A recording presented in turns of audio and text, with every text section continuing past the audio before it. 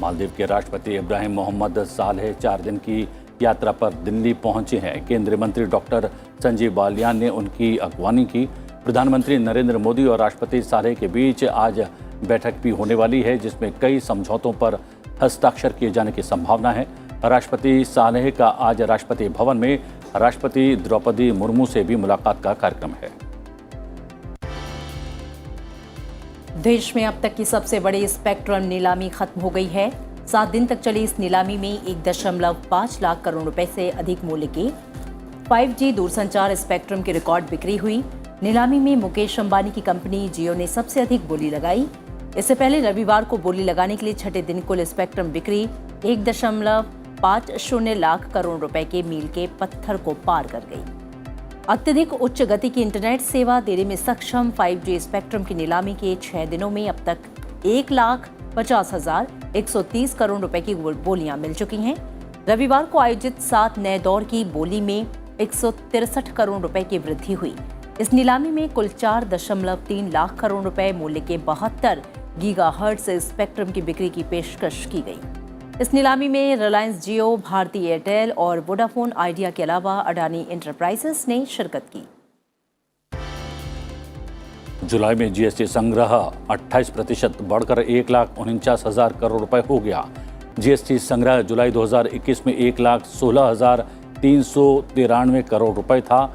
वित्त मंत्रालय के मुताबिक जुलाई 2017 में जीएसटी लागू होने के बाद से इस साल जुलाई में मासिक कर संग्रह दूसरे स्थान पर रहा। इससे पहले अप्रैल 2022 में संग्रह 1,68,000 करोड़ रुपए के रिकॉर्ड उच्च स्तर तक पहुंच गया था। वहीं देश में विनिर्माण क्षेत्र की गतिविधियां जुलाई 2022 में 8 महीने के उच्च स्तर पर पहुंच गईं। व्यापार ऑर्डर में वृद्धि के कारण ये तेजी आई। ग्लोबल इंडिया का विनिर्माण खरीद प्रबंधक सूचकांक जून में 53.9 से बढ़कर जुलाई में 56.4 हो गया। यह 8 महीनों का उच्चतम स्तर है। जुलाई के PMI आंकड़ों में लगातार 13वें महीने के लिए समग्र परिचालन स्थितियों में सुधार की ओर इशारा किया है। लोकसभा में कल मूल्य वृद्धि पर चर्चा का केंद्रीय वित्त मंत्री निर्मला सीतारमण ने जवाब देते हुए कहा कि कोविड संकट के बावजूद वैश्विक एजेंसियों के आकलन में भारत सबसे तेजी से बढ़ती अर्थव्यवस्था बना हुआ है। उन्होंने ये भी कहा कि विपरीत परिस्थितियों के बावजूद पिछले 2 साल में विश्व बैंक, IMF और दूसरी वैश्विक संस्थाओं द्वारा विश्व की विकास दर और भारत की विकास दर के बारे में कई आकलन किए गए हैं, लेकिन हर बार जब उन्होंने आकलन किया है तब विश्व की विकास दर उस अवधि में अनुमान से कम रही है, जबकि भारत की विकास दर अनुमान के ज्यादा रही है। वित्त मंत्री ने यह भी कहा कि भारत में मंदी की फिलहाल कोई आशंका नहीं है। A Bloomberg survey which was done by economists has said that zero probability of India slipping into recession. So it's not just me saying. There is zero probability of India slipping into recession, even though there are several major economies who are in substantial risky position of getting into recession. Lok Sabha में सत्ता पक्ष और विपक्ष के बीच सहमति बनने के बाद कांग्रेस के 4 सदस्यों का निलंबन वापस ले लिया गया। इसके साथ ही मॉनसून सत्र में सदन के भीतर पिछले कई दिनों से चल रहा गतिरोध खत्म हो गया।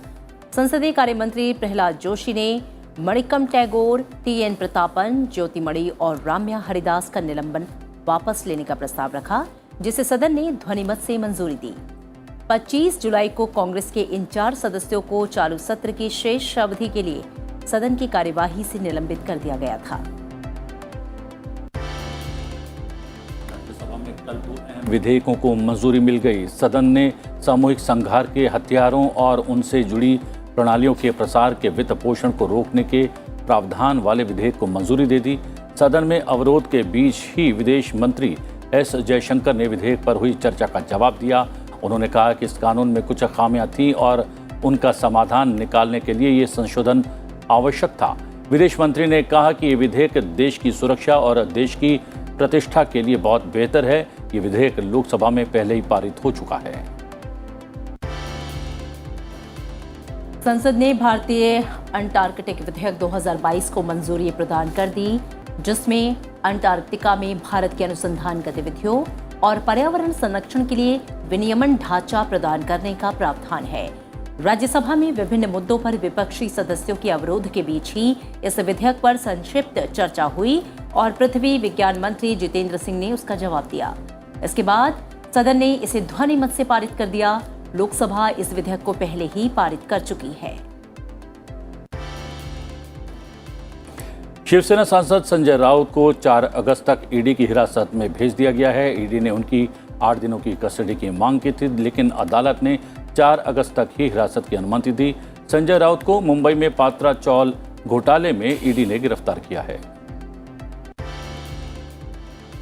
केंद्रीय मंत्री स्मृति ईरानी की बेटी और उनके परिवार को गोवा बार विवाद में क्लीन चिट मिल गई है।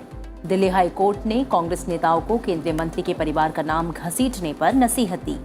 हाई कोर्ट ने कहा कि कांग्रेस नेताओं ने स्मृति ईरानी और उनकी बेटी पर दुर्भावना से आरोप लगाए, लेकिन स्मृति ईरानी और उनकी बेटी जोइश ईरानी न तो गोवा में रेस्टोरेंट की मालिक हैं और न ही उन्होंने कभी वहां खाद्य और पेय पदार्थों के लाइसेंस के लिए आवेदन किया है।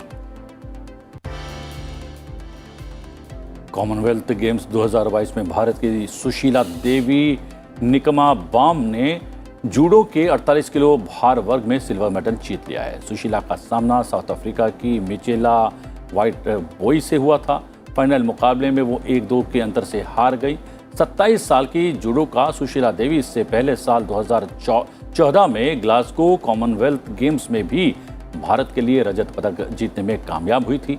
भारत के अब पदकों की संख्या 9 हो गई है। जूडो में 2 पदक के अलावा भारत ने 6 मेडल वेट लिफ्टिंग में भी जीते हैं। वेटलिफ्टर मीराबाई चानो, जेरेमी लालेनुंगा और अंचिता शेओली ने गोल्ड जीते थे। संकेत सरगर और बिंदिया रानी देवी ने सिल्वर मेडल अपने नाम किए। इसके अलावा गुरु राजा पुजारी ने ब्रॉन्ज मेडल अपने नाम किया।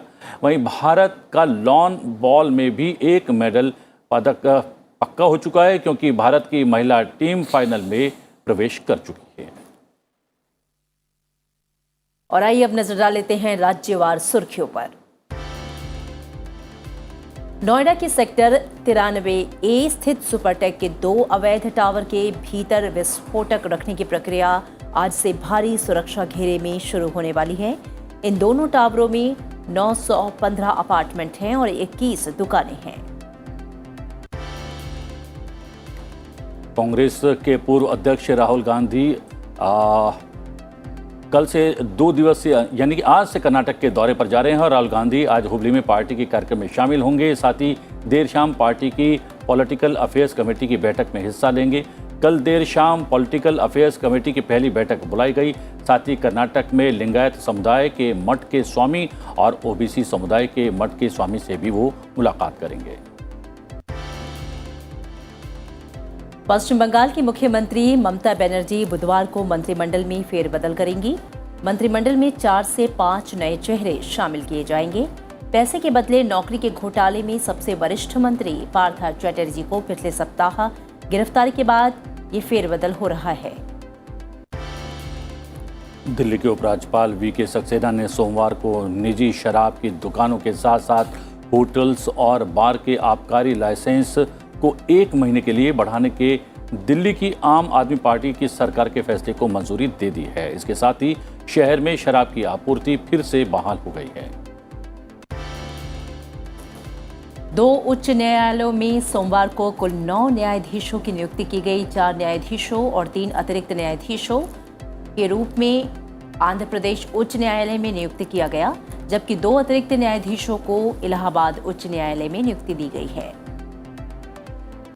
मध्य प्रदेश के मुख्यमंत्री शिवराज सिंह चौहान ने जबलपुर अस्पताल में आग की घटना में जान गंवाने वाले 4 लोगों के परिजनों के लिए 5-5 लाख रुपए की अनुग्रह राशि की घोषणा की है। हिमाचल प्रदेश के ऊना जिले के अंदरौली में गोविंद सागर झील में डूबने से 7 लोगों की मौत हो गई। ये लोग झील में नहाने गए थे। सभी युवक पंजाब के मोहाली जिले के गांव बन्नूर के रहने वाले हैं। वे बाबा बालकनाथ मंदिर जा रहे थे। मुख्यमंत्री जयराम ठाकुर ने इस घटना पर दुख व्यक्त किया है। भारी बारिश के चलते जम्मू कश्मीर के पुंछ जिले के सुरनकोट शहर में बाढ़ आ गई है। इसकी वजह से स्थानीय प्रशासन को शिक्षण संस्थाओं को बंद करना पड़ा। लोगों की मदद करने के लिए सेना और पुलिस को लगाया गया है। अधिकारियों ने परामर्श जारी कर लोगों से कहा है कि वो घरों के भीतर ही रहें और नदियों और नालों के आसपास न जाएं। हिमाचल प्रदेश के लाहौल स्पीति जिले में अचानक आई बाढ़ के कारण 150 से अधिक लोग फंस गए। लाहौल स्पीति जिला आपातकालीन संचालन केंद्र के मुताबिक प्रशासन, पुलिस और सीमा सड़क संगठन के कर्मियों के एक बचाव दल ने मौके पर जाकर वहां मुआयना किया। केरल में लगातार हो रही बारिश के बीच मौसम विभाग ने 7 जिलों में एक दिन के लिए रेड अलर्ट जारी किया है। एर्नाकुलम में 4 अगस्त तक जारी ऑरेंज अलर्ट के मद्देनजर सभी विभागों को हर स्थिति के लिए तैयार रहने और मछुआरों को समुद्र में नहीं जाने के निर्देश दिए गए हैं।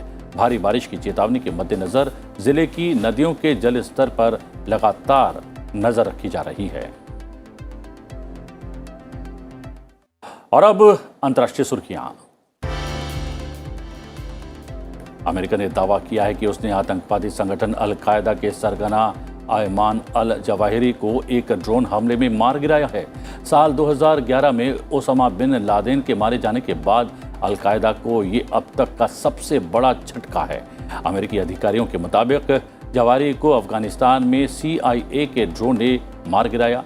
मीडिया रिपोर्ट्स में ये भी बात सामने आई है कि अफगानिस्तान में सप्ताहांत अमेरिकी स्ट्राइक में अल कायदा के प्रमुख नेता आयमान अल जवाहिरी की मौत हो गई है। My fellow Americans, on Saturday, at my direction, the United States successfully concluded an airstrike in Kabul, Afghanistan that killed the emir of Al Qaeda, Ayman al-Zawahiri. You know, Zawahiri was bin Laden's leader. He was with him the whole time. He was his number 2 man, his deputy at the time the terrorist attack of 9/11. He was deeply involved in the planning of 9/11. One of the most responsible for the attacks that murdered 2,977 people on American soil. For decades, he was the mastermind behind attacks against Americans, including the bombing of the USS Cole in 2000, which killed 17 American sailors and wounded dozens more. He played a key role in the bombing of U.S. embassies in Kenya and Tanzania, killing 224 and wounding over 4,500 others. Nancy Pelosi की Taiwan यात्रा को लेकर चीन की धमकियों के बीच अमेरिकी अधिकारी ने अपना रुख स्पष्ट किया है। उन्होंने कहा कि पेलोसी के ताइवान जाने का अधिकार है और चीन को संकट नहीं पैदा करना चाहिए। ब्रिटेन की विदेश मंत्री लिज ट्रस देश में अगले प्रधानमंत्री पद के रूप में बोरिस जॉनसन का स्थान पाने की दौड़ में 90% आगे हो गई हैं। देश की प्रमुख बेटिंग एजेंसी एक्सचेंज फर्म स्मार्केट्स द्वारा कराए गए ताज़ा सर्वेक्षण में ये नतीजे सामने आए हैं। स्मार्केट्स के मुताबिक जॉनसन के बाद लिज ट्रस के कंजर्वेटिव पार्टी की अगली स्थायी सदस्य बनने की संभावना 90.91% हो गई है, जबकि ऋषि सुनक के PM बनने की संभावना 9.09% ही रह गई है। लंबे समय से लंबित उच्च स्तरीय बैठक की शुरुआत करते हुए संयुक्त राष्ट्र महासचिव एंटोनियो गुटेरेस ने ये चेतावनी दी है कि दुनिया परमाणु विनाश से केवल एक गलतफहमी, एक गलत गणना की दूरी पर है। एंटोनियो गुटेरेस ने ये बात 50 साल पुरानी परमाणु अप्रसार संधि की समीक्षा बैठक के दौरान कही।